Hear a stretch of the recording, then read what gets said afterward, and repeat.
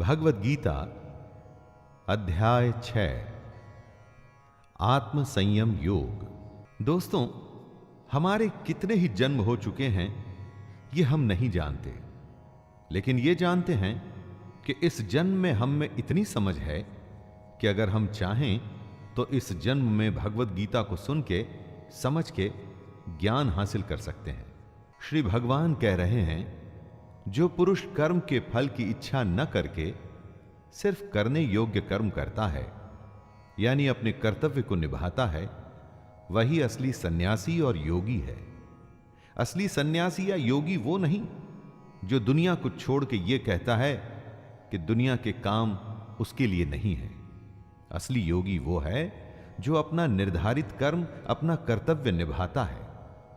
बस ध्यान इस बात का रखना है दोस्तों कि कर्म के फल की आशा या इच्छा नहीं करनी है। फल की इच्छा करी तो वो स्वार्थ हो जाएगा।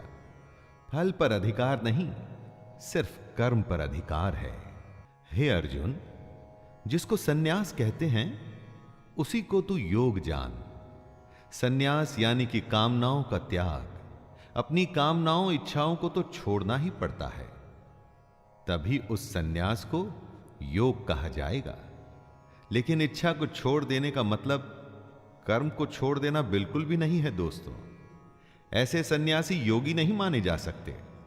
कर्म तो करना ही पड़ेगा, चाहे कुछ भी हो जाए। कर्म करते हुए जो त्याग करता है, कर्म के फल में अपना जी नहीं लगाता, उसे ही योगी कहा जा सकता है। योगी सिर्फ वो ही हो सकता है जो सोचता है, समझता है, मनन करता है। ऐसे मननशील पुरुष के लिए योग की प्राप्ति में यह जरूरी है कि वो निष्काम भाव से कर्म करे। और जब वो योग के रास्ते पर चलने लग जाता है तो सबसे जरूरी होता है सर्व संकल्पों का अभाव, यानी कामनाओं का त्याग। आप में से कई को लग सकता है दोस्तों कि अगर कामना करना ही छोड़ दिया तो फिर जीवन में बचेगा क्या। परंतु सच्चाई यह है कि जब आप कामना करना छोड़ेंगे तभी असली जीवन शुरू होगा। करके तो देखिए, भगवान कृष्ण की बताई हुई इस राह पर चल के देखिए तो आप स्वयं ही समझ जाएंगे कि जीवन क्या है। कृष्ण कहते हैं कि जिस समय में योगी न तो इंद्रियों के भोगों में अपना मन लगाता है और ना ही कर्मों में ही आसक्त होता है, उस समय में जब वो अपनी सारी कामनाओं का त्याग कर देता है, तभी योगी होने की असली अवस्था में पहुंचता है। सबसे पहले आती है सोच। सोच के बाद सोचे हुए पर चलना, और सोचे हुए पर चलने के बाद उस रास्ते से भटकना नहीं, और फिर आखिर में लक्ष्य को प्राप्त करना। पूर्ण योगी बनाने के पूरे रास्ते को कृष्ण ने अर्जुन को समझाया है। दोस्तों, हम अपने ही सबसे बड़े मित्र हैं और अपने ही सबसे बड़े दुश्मन। अगर आपको लगता है कि आपके दोस्त या रिश्तेदार आपका भला या बुरा कर सकते हैं तो वो बिल्कुल गलत है। वो दुनियादारी की बातों में आपको फायदा या नुकसान जरूर पहुंचा सकते हैं, लेकिन उन बातों का कोई अर्थ नहीं है। आप स्वयं ही अपने आप को इस दुनिया से ऊपर उठाकर ज्ञान हासिल करने की कोशिश कर सकते हैं। आपको खुद को ही कर्मों के बंधन में से छूटने की कोशिश करनी होगी, क्योंकि मरते भी आप हैं और जीते भी आप हैं, और अपनी कोशिश से भगवान को भी हासिल आप ही करेंगे। इस श्लोक में कृष्ण बता रहे हैं कि हम में से कौन अपना खुद का दोस्त और कौन अपना खुद का शत्रु है। जिसने अपने मन और इंद्रियों सहित शरीर को जीता हुआ है वो अपने आप का मित्र है, और जिसके द्वारा मन तथा इंद्रियों सहित शरीर नहीं जीता गया है वो अपना शत्रु है। जो भावनाओं के आवेग में नहीं बहता और खुद पर नियंत्रण रखता है वो अपना भला करता है, लेकिन जो काम या क्रोध में उल्टा सीधा कर जाता है वो अपना कितना बड़ा नुकसान करता है ये आप समझ सकते हैं। फैसला आपके अपने हाथ में है दोस्तों। सर्दी में या गर्मी में, सुख हो या दुख हो, जो एक जैसा ही रहता हो, शांत, मान हो या अपमान हो, जो दोनों में एक भाव से ही रहता हो, ऐसे पुरुष को कृष्ण स्वाधीन कहते हैं, मतलब कि इंडिपेंडेंट। ऐसे स्वाधीन पुरुष में ही सच्चा ज्ञान हो सकता है। अगर बाहरी चीजें डिसाइड करती हैं कि हमारा बर्ताव कैसा होगा, तो हम डिपेंडेंट हो गए। हमारी स्वाधीनता बंधी हुई है बाहर की चीजों में। जब हम अपने आप पर नियंत्रण पा लेते हैं तो सब कुछ हमारे अंदर होता है। वो सच्ची आजादी है दोस्तों। परंतु हम में से ज्यादातर लोग गुलाम हैं। बस फर्क इतना ही है कि वो जानते नहीं। जिसके अंदर ज्ञान और विज्ञान भरा हुआ है, जो किसी कमी को अपने ऊपर हावी नहीं होने देता, जिसकी अपनी इंद्रियां अच्छे से जीती हुई हैं और जिसके लिए मिट्टी, पत्थर और सोना एक समान है, वह योगी युक्त अर्थात भगवत प्राप्त है। असली योगी मिट्टी और सोने को एक जैसा समझता है। लेकिन सोना तो बहुमूल्य होता है, तो सोने को मिट्टी समझना क्या नादानी नहीं है दोस्तों? जी नहीं, सोना बहुमूल्य है, लेकिन इस दुनिया के सुखों के लिए वो सुख जो असल में झूठे हैं, योगी पुरुष इस बात को जान जाता है।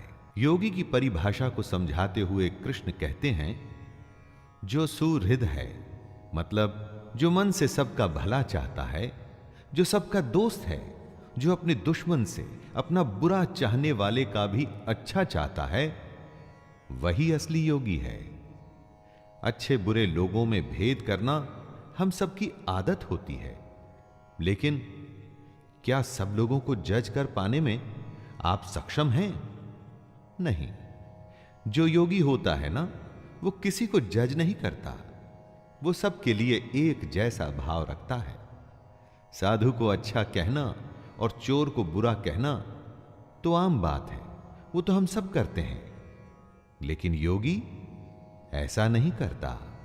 जो अपने मन और इंद्रियों के साथ शरीर को वश में रखता है, जिसने अपने मन में आशा को खत्म कर दिया है और जो कुछ भी संग्रह मतलब कि इकट्ठा नहीं करता, वही योगी है। उसे अकेले ही एकांत स्थान में स्थित होकर आत्मा को निरंतर परमात्मा में लगाना चाहिए, एक्यूमुलेट करना चाहिए। जमा करना हम सबकी आदत है। जिस तरह से जितना पैसा हम जमा करते हैं ना दोस्तों, उसी तरह से अज्ञान और पाप भी जमा होता है, जिसका के हिसाब एक दिन तो देना ही होता है। योगी समझदार होता है। वो दुनिया से दूर होकर अकेले में भगवान को याद करता है। इस श्लोक में कृष्ण ध्यान में कैसे बैठें, उसका तरीका बता रहे हैं। साफ सुथरी भूमि पर घास का आसन या मृगछाल या वस्त्रों से बना आसन होना चाहिए। यह आसन ना तो बहुत ऊंचा हो और ना ही बहुत नीचे।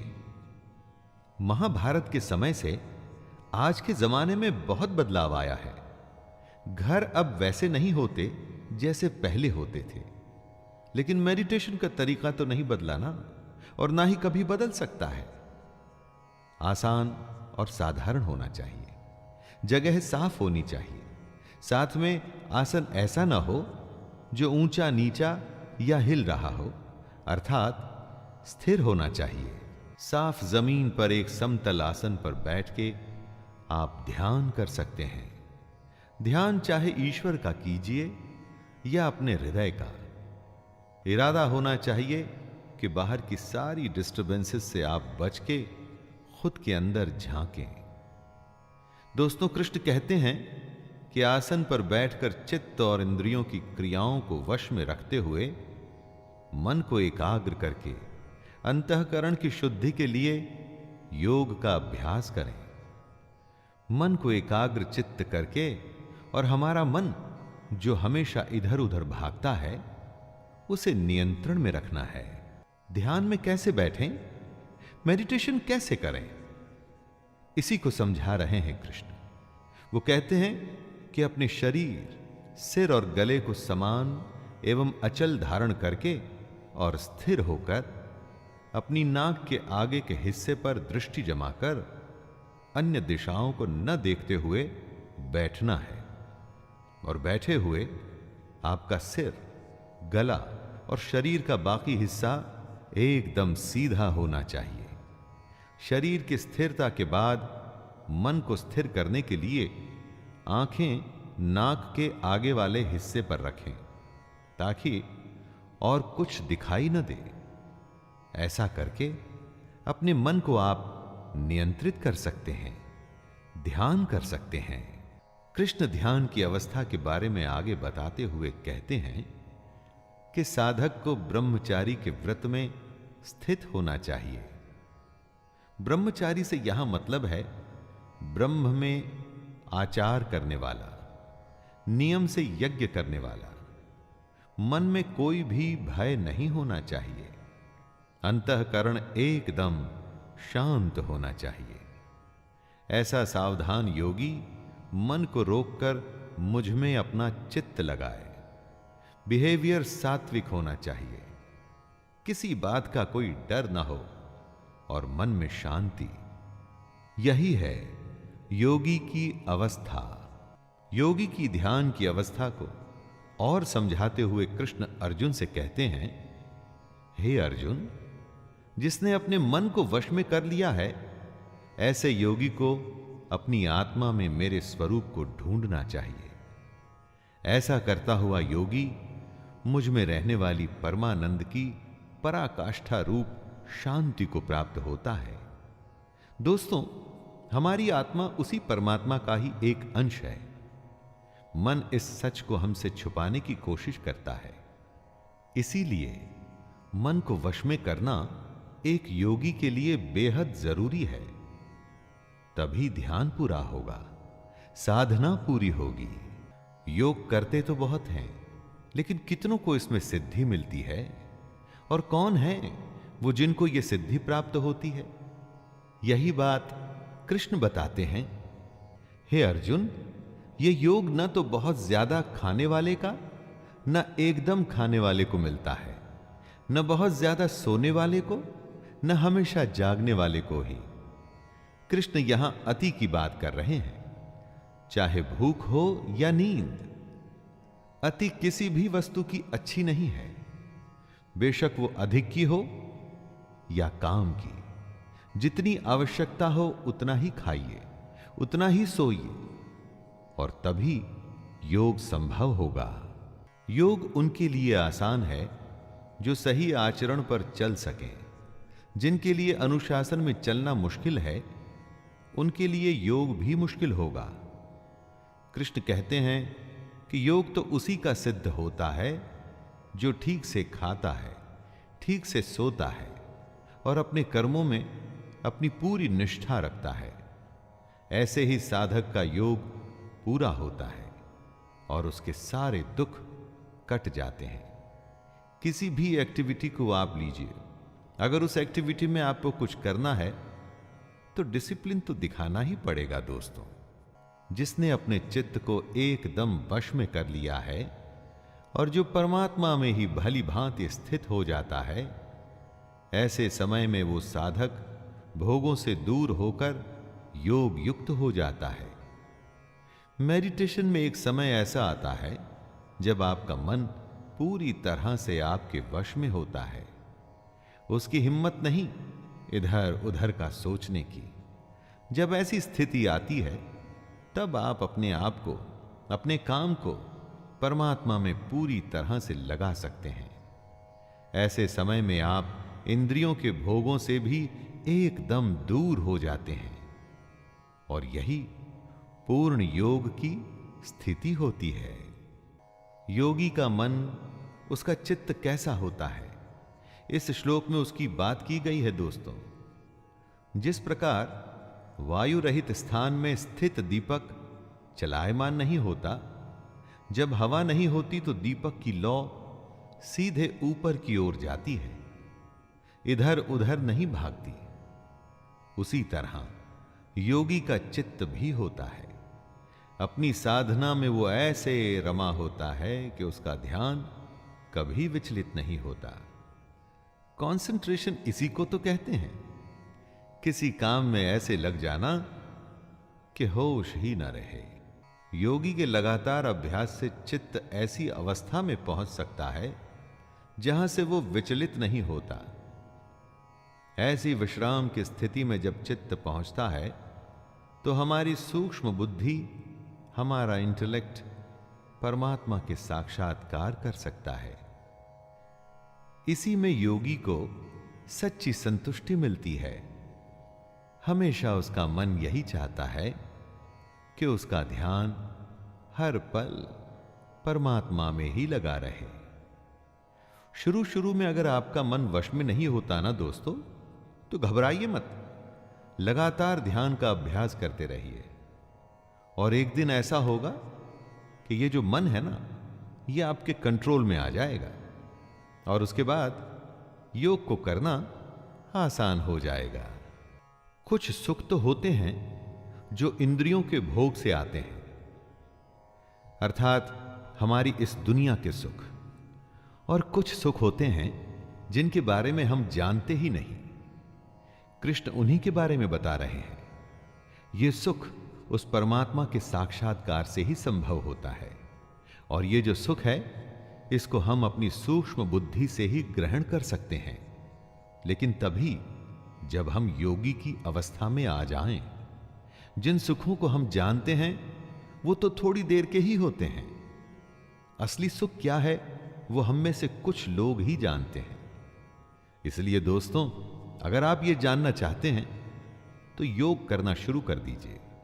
योग पहला कदम है उस परम आनंद को जानने का।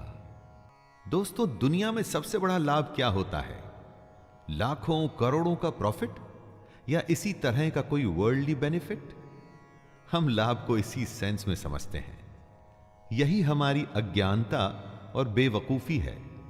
कृष्ण कहते हैं कि सबसे बड़ा लाभ है परमात्मा की प्राप्ति। जिसको ये लाभ मिल जाता है ना, उसको उसके बाद और किसी लाभ की आवश्यकता नहीं रहती।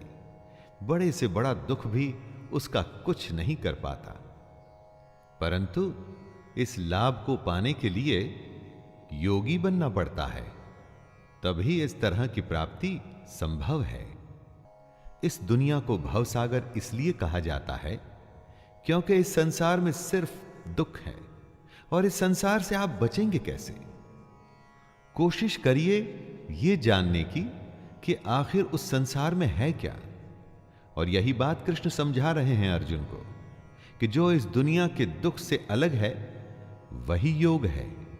इसे ही हमको जानना चाहिए और जानने के बाद इस योग को हमको सच्चे मन से करने का अभ्यास करना चाहिए। प्रैक्टिस ही आपको योग में परफेक्ट बनाएगी। दोस्तों, दुनिया में योग ही एक ऐसा रास्ता है जो भगवान की सच्चाई के बारे में बताएगा। किसी वस्तु का मिल जाना होता है संयोग, किसी वस्तु का छूट जाना होता है वियोग। संयोग और वियोग से जो परे है वो है योग। सबसे बड़े सुख की प्राप्ति का नाम है योग। इस दुनिया की इच्छाओं को छोड़कर ही इस योग की स्थिति में आया जा सकता है। और इच्छाएं तभी छूटती हैं जब मन वश में होता है। इसलिए अगर योग की स्थिति में आना है तो लालच, स्वार्थ, दुनिया के छोटे मोटे फायदे, रिश्तेदारी, मोह सब कुछ छोड़ना पड़ता है। दोस्तों, फैसला आपके हाथ में है। आपको छोटा फायदा चाहिए या सबसे बड़ा फायदा? पानी की अपनी कोई पहचान नहीं होती। जिस भी बर्तन में डालिए पानी उसके जैसा ही बन जाता है। लेकिन यही पानी जब लगातार किसी चट्टान पर गिरता रहता है तो अपना असर छोड़ जाता है। इसी को कृष्ण क्रम क्रम अभ्यास बता रहे हैं। धीरे धीरे अपनी प्रैक्टिस करते रहिए और योग की स्थिति को पाने के लिए हर रोज ध्यान करते रहिए, मेडिटेशन में बैठते रहिए। कुछ समय के बाद आप देखेंगे कि इसका नतीजा आपको दिखना शुरू हो गया है। दोस्तों, ये बात योग ही नहीं, जीवन के हर पहलू पर भी लागू होती है। आप जो करना चाहते हैं मन उसमें कभी नहीं लगता, और जो नहीं करना चाहते मन बार बार उसी तरफ भागता है। इसीलिए तो मन को चंचल कहते हैं। दोस्तों, ये कभी रुकता नहीं, परंतु लगातार अभ्यास से इसकी इसी आदत पे आप विजय पा सकते हैं। दुनिया की अलग अलग बातें इसको भगाती हैं, अस्थिर बनाती हैं। आपके अपने संकल्प, अपनी इच्छा शक्ति को दृढ़ करके ध्यान करते हुए इसी मन को वश में करना है। तभी ये मन परमात्मा या जो काम आप करना चाहते हैं उसमें ही लगा रहेगा। गति चाहे धीमी ही क्यों न हो, लेकिन लगातार अभ्यास के बाद आप पाएंगे कि आप अपने मन को वश में कर सकते हैं। एक बार ऐसा हो गया तो आपका मन शांत हो जाएगा, उसकी चंचलता खत्म हो जाएगी। ये अवस्था ही पहली कड़ी है उस श्रृंखला की जो आपको एक दिन परम आनंद के पास ले जाएगी। परमात्मा के अगर दर्शन करने हैं, सबसे बड़े सुख को अगर फील करना है तो शुरुआत यहीं से करनी होगी। मेडिटेशन को आप गेटवे मान सकते हैं सबसे बड़े सच का। जो लगातार खुद को ध्यान में लगाकर अपने मन को वश में करके योगी की स्थिति में आता है, वो सारे पापों से भी दूर हो जाता है। वही योगी पर ब्रह्म परमात्मा के रूप को जान पाता है। यही तो सबसे बड़ा आनंद है। किसी को सोने में, किसी को खाने में, और भी न जाने अनगिनत काम हैं जिससे लोगों को आनंद मिलता है। लेकिन दोस्तों, ये सारे आनंद क्षणिक हैं, कुछ मोमेंट्स में खत्म हो जाने वाले। ब्रह्म के स्वरूप को पहचानने का जो आनंद है वो सदा सदा के लिए है। वो ऐसा सुख है जो कभी खत्म नहीं होता। हमारे चारों तरफ एक अनंत चेतना है, इन्फिनिट कॉन्शियसनेस। इसी में हमको एक भाव से अपना मन लगाना होता है। जो योगी ऐसा करने में सक्षम हो जाता है, जो सबको समभाव से देखता है, वो अपनी आत्मा को जान जाता है। हमारी आत्मा में सब कुछ है, लेकिन उसे देखने के लिए ज्ञान चाहिए होता है, और यह ज्ञान योग से ही आता है।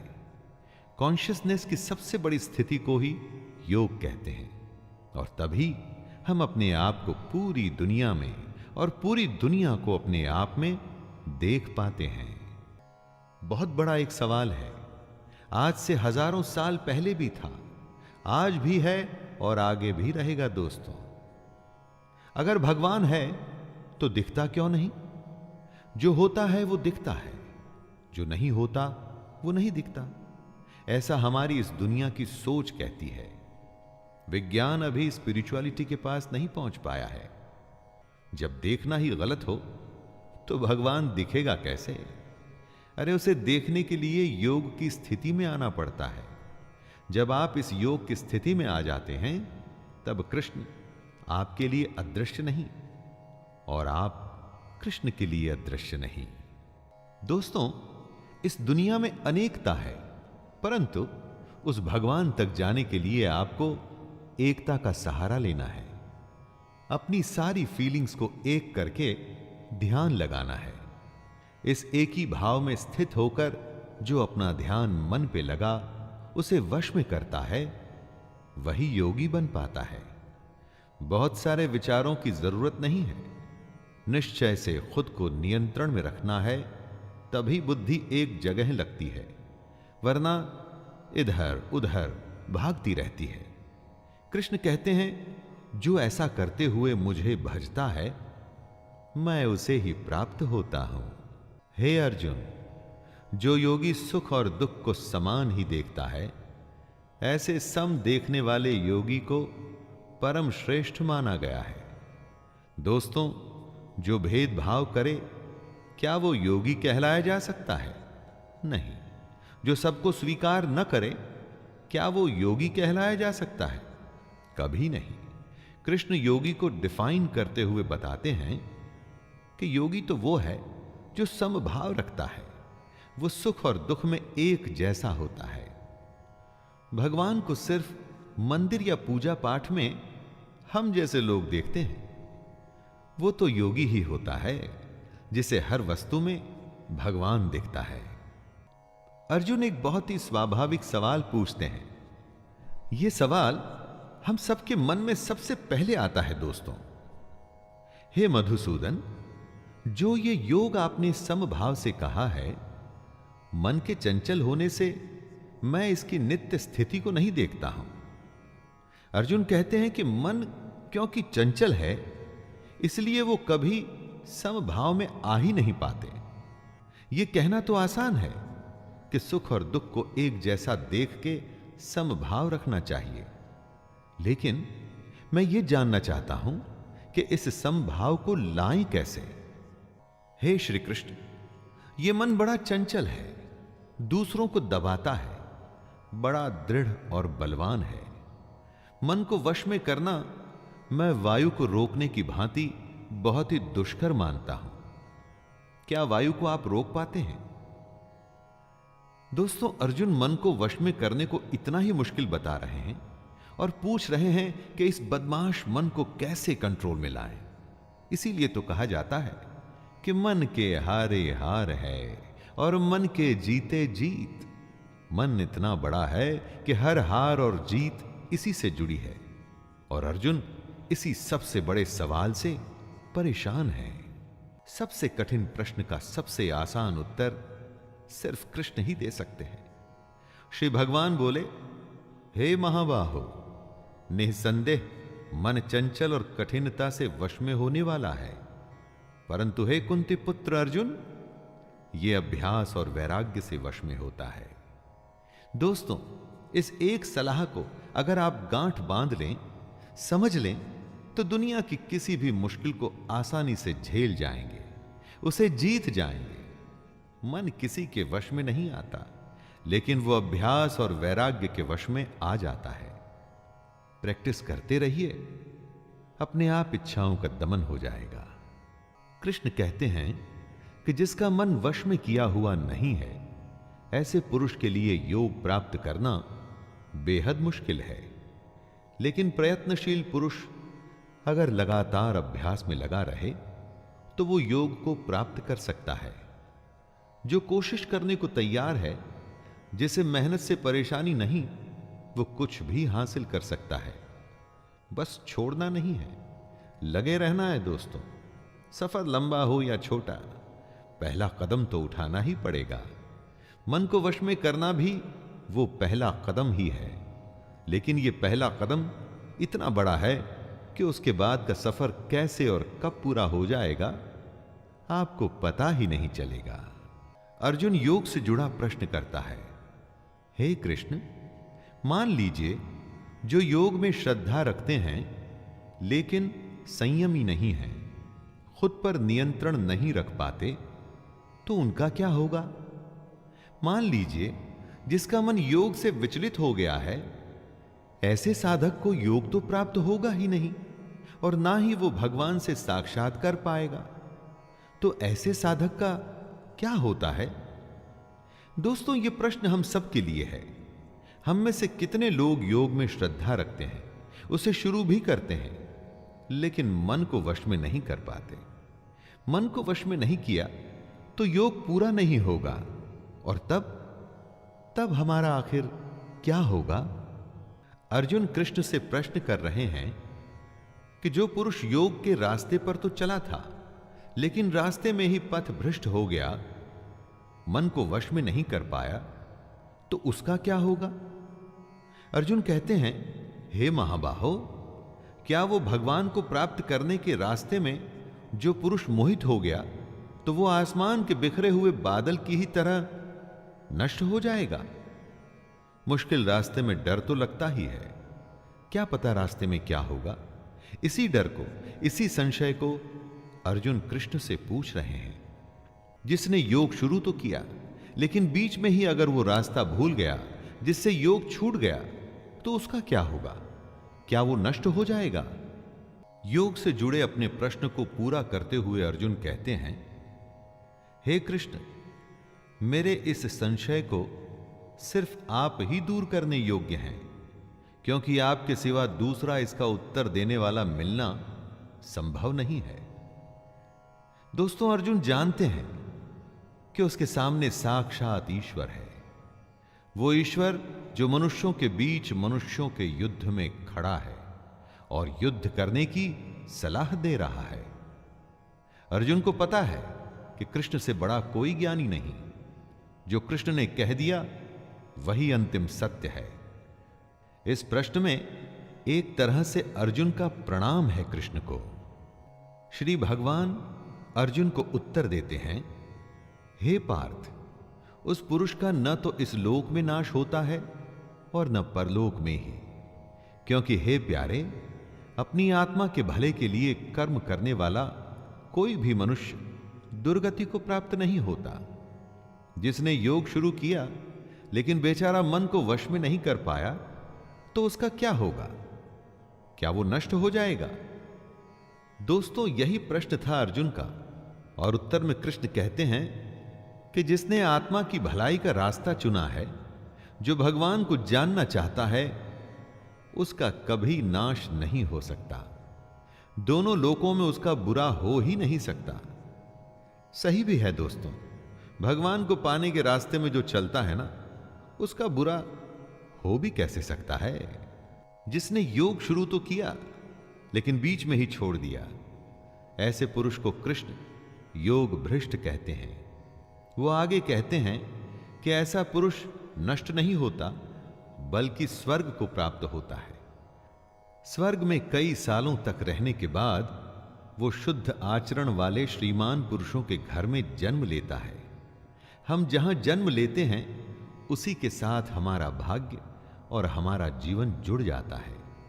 सबको लगता है कि अगर वो किसी अच्छे घर में जन्म लेते तो क्या उनका जीवन अच्छा होता। दोस्तों, कृष्ण का कहना है कि अच्छे कर्मों का नतीजा ही अच्छा होता है। अगर आपने अच्छा कर्म शुरू किया, जैसे कि योग, लेकिन अगर वो छूट भी गया तो चिंता की कोई बात नहीं, अगला जन्म एक अच्छे घर में ही होगा। जैसी संगत वैसी रंगत। जिस माहौल में आप होते हैं उसी के जैसे बन जाते हैं। कृष्ण कहते हैं कि जो पुरुष योग पथ पे चला था लेकिन रास्ते में भ्रष्ट हो गया, तो भी उसके उत्तम कर्म वेस्ट नहीं जाएंगे। पहले वो स्वर्ग जाएगा और उसके बाद अगले जन्म में ज्ञानवान योगियों के कुल में जन्म लेगा। कृष्ण आगे कहते हैं कि हमारा जो ये जन्म है वो निसंदेह अत्यंत दुर्लभ है, उसे बेकार नहीं करना चाहिए। दोस्तों, कृष्ण की कई बातों पर चलने में सिर्फ चांदी चांदी है। उनके बताए योग पे आप सच्चे मन से चलिए, पार हो गए तो भगवान मिल जाएगा, बीच में ही कहीं रुक गए, अटक गए, तो भी उसका फायदा अगले जन्म में तो जरूर मिलेगा। अगर सच्चे मन से आप योग के रास्ते पर चलते हुए मन को वश में करने की कोशिश कर रहे थे, लेकिन किसी कारण वो अधूरा रह गया, तो घबराने की जरूरत नहीं। आपके संग्रह किए हुए योग के संस्कार खत्म नहीं होंगे। अगले जन्म में भी वो संस्कार आप में रहेंगे और अपना सफर आप उसके आगे से शुरू कर पाएंगे। फिर से जब आप योग शुरू करेंगे तो पिछला अर्जित किया हुआ ज्ञान आपकी बुद्धि में निहित रहेगा, आप में समाया रहेगा। तो फिर फिक्र कैसी? कृष्ण को सुनिए, उसके योग में लग जाइए। ये जन्म भी सुधरेगा और अगला भी।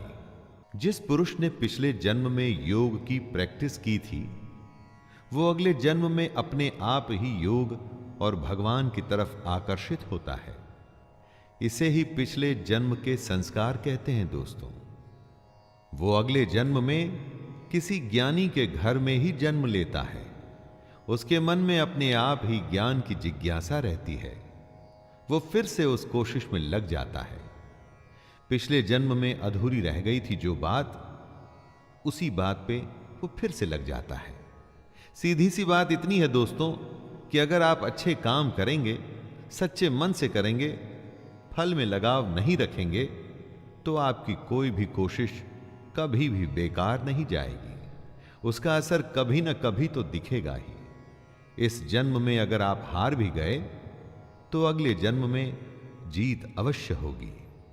जो अपने हर जन्म में योग की कोशिश करता रहता है, वो एक दिन परम गति को जरूर प्राप्त होता है।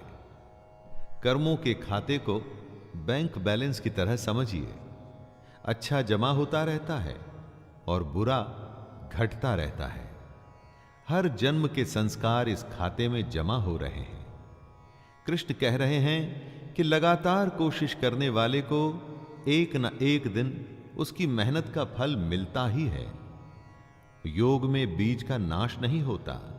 अगर आपने योग में कुछ भी कोशिश की तो उसका फल तो अवश्य ही मिलेगा। योगी तपस्वियों से भी श्रेष्ठ होता है। शास्त्र को जानने वालों से भी श्रेष्ठ माना जाता है उसे। जो सकाम काम करता है उनसे भी योगी श्रेष्ठ होता है। कृष्ण कहते हैं, हे अर्जुन, तू योगी हो। दोस्तों, योग और योगी की महिमा का डिस्क्रिप्शन देते हुए कृष्ण कहते हैं कि योगी सबसे बड़ा होता है। कितनी ही कोई तपस्या क्यों न कर ले, शास्त्रों का ज्ञान हासिल क्यों न कर ले, कितने भी सकाम कर्म क्यों न कर ले, लेकिन योगी की बराबरी नहीं कर सकता। कृष्ण चाहते हैं कि अर्जुन योगी बने। दोस्तों, हमें भी योग को समझ उसे अपने जीवन में उतारकर योगी बनने की कोशिश करनी चाहिए। जितने भी योगी होते हैं ना, उनमें से सबसे श्रद्धावान योगी अपनी आत्मा से मुझको निरंतर भजता है। वह योगी मुझे परम श्रेष्ठ मान्य है। कृष्ण जी ने अपनी प्रेफरेंस बताई है। दोस्तों, भजन दिखावे की चीज नहीं होती, इसका प्रदर्शन नहीं करना चाहिए। आपके आसपास के लोगों को शायद ये अच्छा लगे, लेकिन भगवान को बिल्कुल अच्छा नहीं लगता ये सब। यही कृष्ण भी कह रहे हैं। जो अपने अंतःकरण से, अपनी आत्मा से मुझको भजता है, कृष्ण को आपको सिर्फ अपने मन में रखना है। उसकी फोटो गले में टांग के नहीं घूमना, उसका टैटू नहीं करवाना है, उसकी बताई बातों पर चलना है, उसके योग को साधना है। तभी तो आप उसके प्रिय होंगे और तभी आपको वो सारी चीजें प्राप्त होंगी जो आप चाहते हैं। दोस्तों, ये था छठा अध्याय, जिसमें कृष्ण ने योग और योगी की विशेषताओं के बारे में बात की। हमें समझाया कि योग क्या होता है, कैसे होता है, और अगर शुरू किया जाए तो कैसे कई जन्मों तक चलता है।